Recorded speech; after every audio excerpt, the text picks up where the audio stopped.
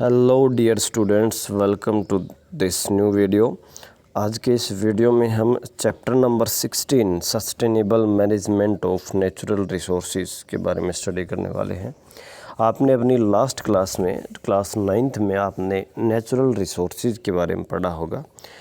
तो वही है कि जो नेचुरल रिसोर्सेज हैं उसको हम कैसे मैनेज करेंगे सस्टेनेबली, मतलब बगैर उसको नुकसान किए, बगैर एनवायरनमेंट को नुकसान किए उनको हम कैसे अपने हिसाब से यूज करेंगे और साथ में हमारी जो ग्रोथ है, जो डेवलपमेंट है, वो भी इफ़ेक्ट ना हो।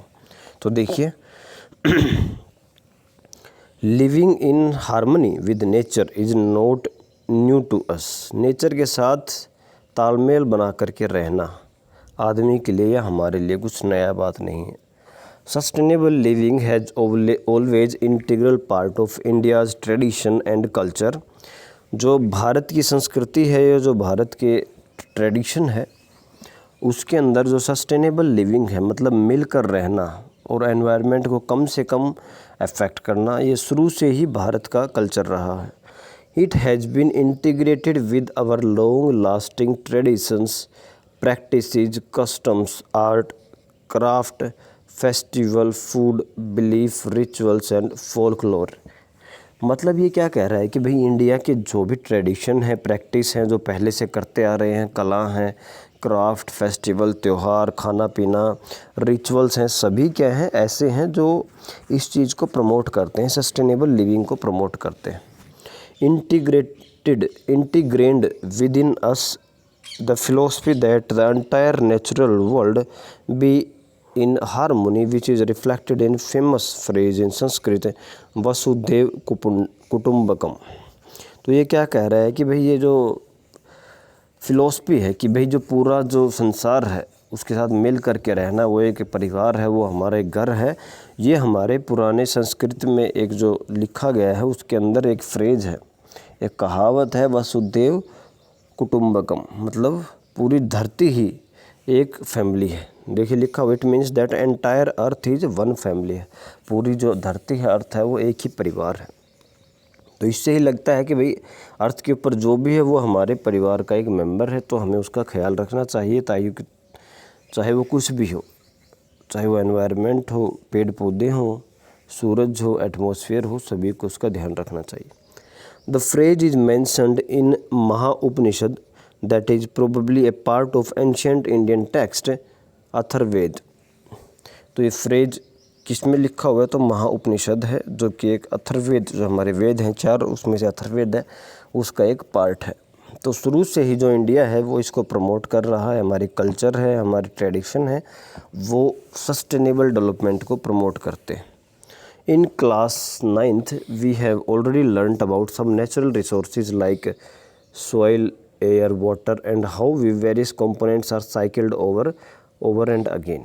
तो हमने जो क्लास 9th में जैसे आपको बताया, आपने नेचुरल रिसोर्सेज के बारे में पढ़ा है, सॉइल के बारे में पढ़ा है, सॉइल पोल्यूशन के कारण क्या है, कैसे हम इसको कम कर सकते हैं, वाटर, एयर के बारे में पढ़ा हुआ है। इसके साथ साथ आपने ओजोन के बारे में पढ़ा है, लास्ट चैप्टर में भी आया था वो अवर एनवायरनमेंट में। इसके साथ साथ आपने बायोकेमिकल साइकिल्स के बारे में पढ़ा हुआ, अलग अलग बायोकेमिकल साइकिल्स है, ऑक्सीजन, नाइट्रोजन, कार्बन, तो ये कैसे एनवायरनमेंट के अंदर सर्कुलेट करते हैं। Also we learned in the previous chapter about the pollution of these natural resources because of some of our activities. जो हमने पिछला चैप्टर था आवर एनवायरनमेंट, उसके अंदर भी जाना था कि हम कैसे हमारी एक्टिविटीज़, ये जो रिसोर्सेज हैं, इनको पोल्यूट कर रही हैं, इनका प्रदूषण करती हैं। In this chapter we shall look at, अब इस चैप्टर में हम क्या पढ़ेंगे वो आने वाला है। देखिए, in this chapter we shall look at some of our resources and how we are using them. इस चैप्टर में हम कुछ ऐसे रिसोर्सेज, हम अपने खुद ऐसे रिसोर्सेज पढ़ने वाले हैं और उसको हम कैसे यूज करते हैं अपने लिए, वो देखने वाले हैं। Maybe we should also think about how we ought to be using our resources so as to sustain them and conserve our environment. तो इस बात के ऊपर भी जोर देना चाहिए कि हम नेचुरल रिसोर्सेज को कैसे यूज कर रहे हैं और उसको बचा करके रखना चाहिए, उसको सस्टेन रखना चाहिए।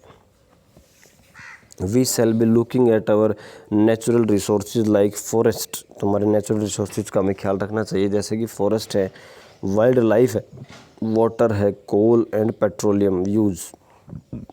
तो ये सब क्या है, नेचुरल रिसोर्सेज हम कहते हैं प्राकृतिक संसाधन है, तो इसको हमें देख करके यूज करना चाहिए। And see what are the issues at stake in deciding how these resources are to be managed for sustainable development along with the input from our traditional practices। तो इन सब का हमें सस्टेनेबल डेवलपमेंट के अंदर कैसे इनको मैनेज करना चाहिए, कैसे इसको कम से कम नुकसान पहुंचाना चाहिए ताकि ये जल्दी से ख़त्म ना हो, और कैसे हम इसमें हमारी जो पुरानी ट्रेडिशनल प्रैक्टिसेस हैं जो हम पहले यूज करते थे लेकिन आज हम डेवलपमेंट के नाम पर उनको छोड़ चुके हैं, और उनको यूज करके हम इनको कैसे कंजर्व कर सकते हैं, कैसे हम एक सस्टेनेबल लिविंग को मेंटेन कर सकते हैं, ये इस चैप्टर में पढ़ेंगे। वी ऑफन हीयर और रीड अबाउट एनवायरनमेंट प्रॉब्लम्स, आप हमेशा पढ़ते रहते हैं पर्यावरण संबंधित समस्याएं। These are often global level problems and we feel helpless to bring any change. तो हमें लगता है कि भाई ये पूरे संसार के लिए प्रॉब्लम है, हम अकेले इसमें कुछ नहीं कर सकते। There are international laws and regulations and then there are our own national laws and acts of environment protection। तो एनवायरनमेंट के लिए बहुत सारे इंटरनेशनल लॉज हैं, बहुत सारे नियम हैं इंटरनेशनली, इसके साथ साथ हमारे देश के खुद के नियम हैं, खुद के एनवायरनमेंट प्रोटेक्शन एक्ट हैं, लीगल जो एक्ट हैं इसके लिए। There are also national and international organization working towards protecting our environment। तो ऐसे बहुत सारे नेशनल तौर पे भी और इंटरनेशनल तौर पे भी बहुत सारे ऐसे NGOs हैं, ऐसे प्राइवेट ऑर्गेनाइजेशन भी हैं, ऐसे गवर्नमेंट ऑर्गेनाइजेशन भी हैं जो एनवायरनमेंट को प्रोटेक्ट करने का काम कर रही हैं।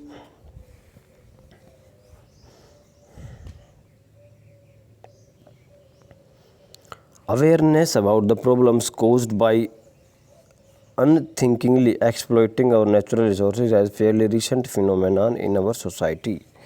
तो अभी जो हमारी जो समाज है उसके अंदर एक चीज़ हुई है कि हम जो एक्सप्लॉयटेशन कर रहे हैं, एक्सप्लॉयटेशन मतलब हम कहेंगे गलत यूज कर रहे हैं, ज़्यादा यूज कर रहे हैं, ओवर एक्सप्लॉयटेशन कहेंगे हम, कि एक्सप्लॉयटेशन कर रहे हैं हम किसका, नेचुरल रिसोर्सेज का, अनथिंकेबली बगैर सोचे हम एक्सप्लॉयटेशन कर रहे हैं।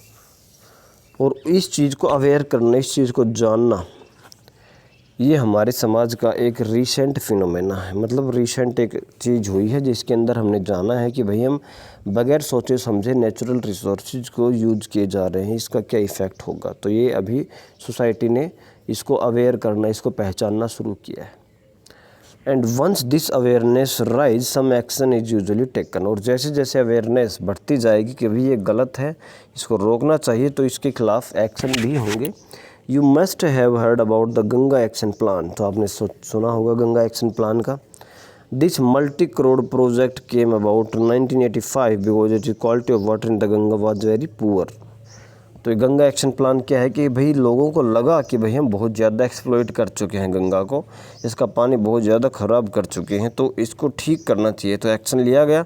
एक्शन लेने के लिए एक प्रोजेक्ट स्टार्ट किया 1985 में, जिसको बोला गया गंगा एक्शन प्लान, जिसके अंदर बहुत करोड़ों का ये प्रोजेक्ट था। California is a group of coliform is the group of bacteria found in human intestine whose presence in water indicates contamination. तो हम पानी की कंटामिनेशन, पानी का प्रदूषण कैसे चेक करते हैं, तो एक बैक्टीरिया होता है, कोलिफॉर्म बैक्टीरिया बोलते हैं, उसको हम देखते हैं पानी में कितना है, कितनी अमाउंट है, तो वो इंडिकेट करता है कितनी कंटामिनेशन है।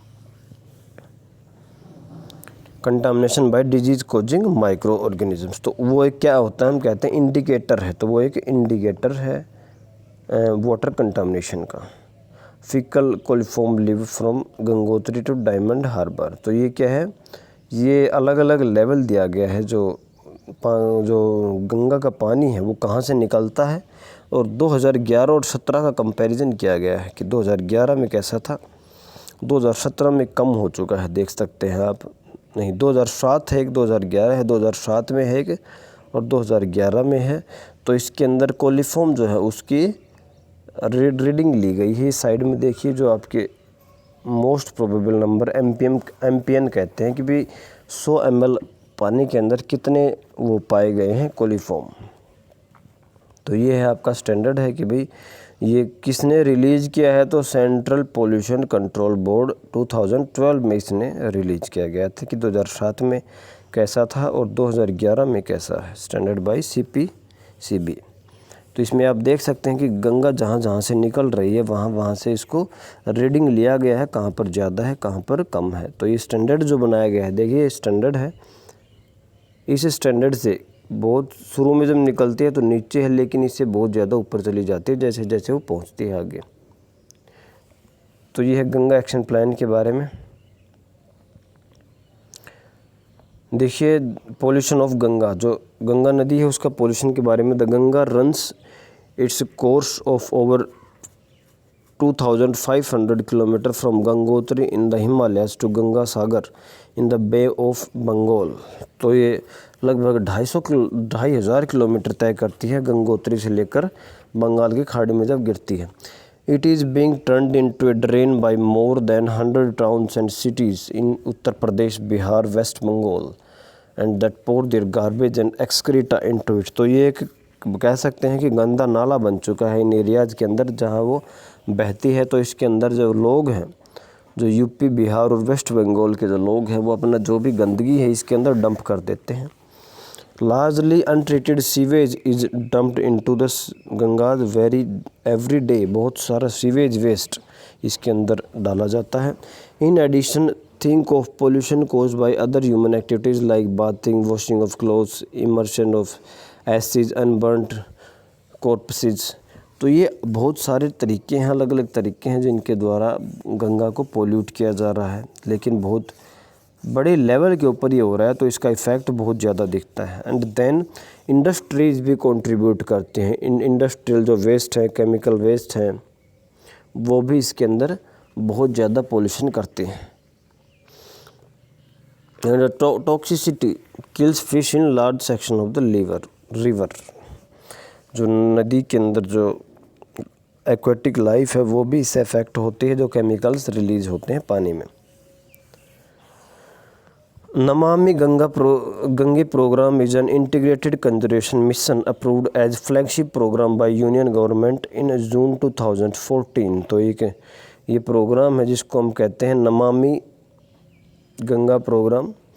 तो ये एक मिशन है जिसके अंदर जो जून 2014 में गवर्नमेंट में स्टार्ट किया था। तो इसके अंदर इसके दो ऑब्जेक्टिव्स हैं: effective abatement of pollution, conservation and rejuvenation of river Ganga. तो जो पोल्यूशन हो चुका है उसको ख़त्म करना है, उसको ठीक करना है, और जो रिवर गंगा पहले जैसी थी नेचुरल पानी, वो ठीक होना चाहिए। जैसे कि आपने ये खबर भी सुनी होगी, अभी कोविड-19 के जो लॉकडाउन के दौरान गंगा का पानी बहुत ज़्यादा साफ़ हो चुका है। तो उसे साफ़ लगता है, ये दिखता है कि भाई किसके कारण हुआ है, तो ये ह्यूमन एक्टिविटीज़ के कारण हो रहा है सब। The national mission for clean Ganga is implementation wing set up in October 2016। तो क्लीन गंगा का एक मिशन भी चल रहा है अक्टूबर 2016 से। तो आगे हम नेक्स्ट वीडियो में स्टार्ट करेंगे, जिसके अंदर हम अलग अलग देखेंगे कि भी हम वेस्ट को कैसे ट्रीटमेंट कर सकते हैं और नेचुरल ट्रीटमेंट कैसे कर सकते हैं बगैर एनवायरनमेंट को नुकसान पहुंचाए।